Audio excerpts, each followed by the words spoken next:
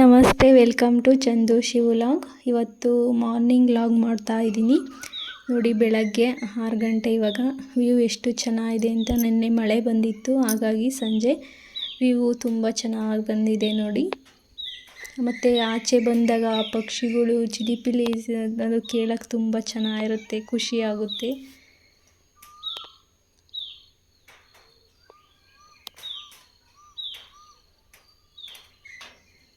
ನನ್ನ ಕೆಲಸ ಎಲ್ಲ ಮುಗಿಸ್ಕೊಂಡು ಬಾಗಿಲಿಗೆ ನೀರು ಹಾಕಿ ಹೂವಿಟ್ಟು ನಂತರ ಒಳಗಡೆ ಹೋಗ್ತೀನಿ. ನಾನು ಫಸ್ಟು ಬಾಗಿಲಿಗೆ ನೀರು ಹಾಕಿ ನೋಡಿ, ಇಲ್ಲಿ ಕಸನೂ ಗುಡಿಸ್ಕೊತಾ ಇದ್ದೀನಿ. ನಂದು ಮಾರ್ನಿಂಗ್ ವ್ಲಾಗು ಡೈಲಿ ಇದೇ ಥರನೇ ಇರುತ್ತೆ.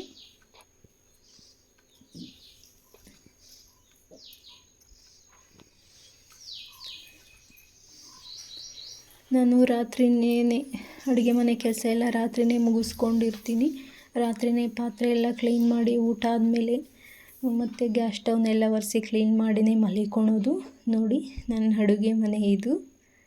ಈಗ ಬೆಳಗ್ಗೆ 7:10 ಇಲ್ಲಿ ರಾತ್ರಿ ಡ್ರೈ ಫ್ರೂಟ್ಸ್ ನೆನೆಸಿಟ್ಟಿದೆ, ಮತ್ತು ಸೌತೆಕಾಯಿ ತುರಿದಿರೋದು, ಮತ್ತು ಪುದೀನ, ಸ್ವಲ್ಪ ಶುಂಠಿ ನೆನೆಸಿಟ್ಟಿದ್ದೀನಿ. ಇಲ್ಲಿ ತಿಂಡಿ ಮಾಡೋದಕ್ಕೂ ಕೂಡ ಹುಣಸೆಹಣ್ಣು ನೆನೆಸಿಟ್ಟಿದ್ದೀನಿ.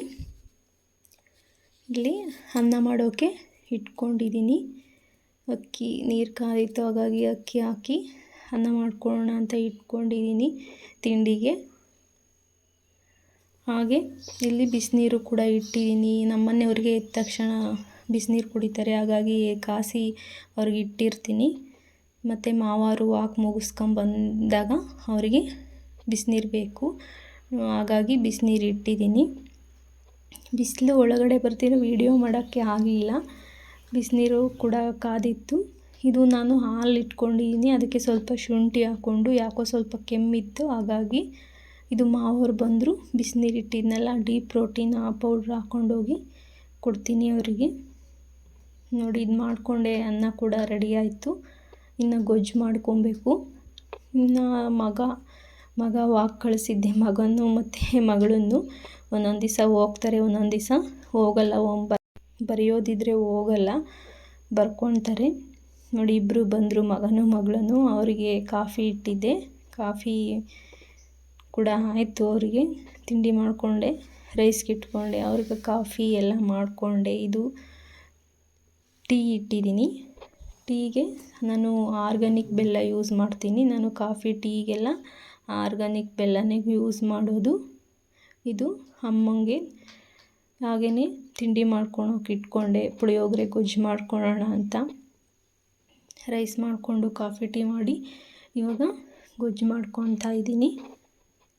ಎಣ್ಣೆನ ಫಸ್ಟು ಬಿಸಿ ಆದಮೇಲೆ ಕಡಲೆ ಬೀಜನ ಫ್ರೈ ಮಾಡಿ ತೆಗೆದಿಟ್ಕೊಂಡು, ಅದೇ ಎಣ್ಣೆಗೆ ಸಾಸಿವೆ ಮತ್ತು ಕರಿಬೇವು, ಕಡಲೆಬೇಳೆ, ಉದ್ದಿನಬೇಳೆ ಮತ್ತು ಒಣಮೆಣ್ಸಿನ್ಕಾಯಿನೂ ಹಾಕಿದ್ದೀನಿ.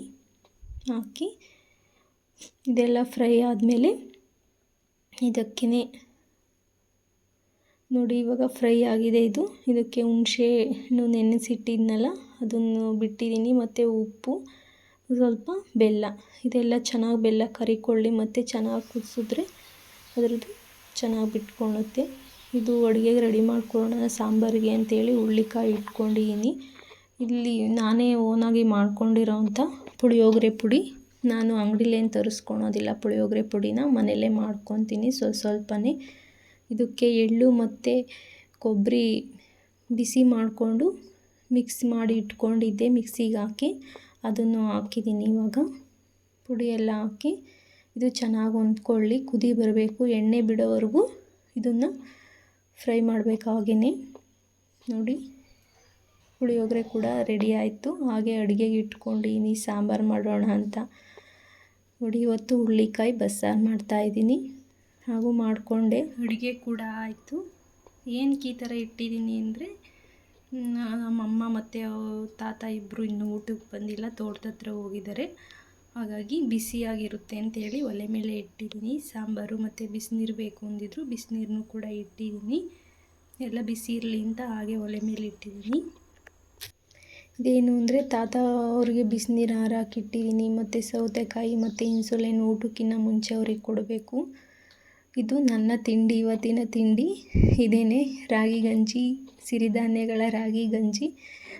ನಾನು ಮೊಸರು ಹಾಕ್ಕೊಂಡು ಅದೇ ತಿಂಡಿ ಇವತ್ತು ಮಧ್ಯಾಹ್ನದ ಊಟ, ಮುದ್ದೆ ಮತ್ತು ಬಸ್ಸಾರು. ಥ್ಯಾಂಕ್ ಯು ಫ್ರೆಂಡ್ಸ್, ಸಬ್ಸ್ಕ್ರೈಬ್ ಮಾಡಿ. Thank you for watching.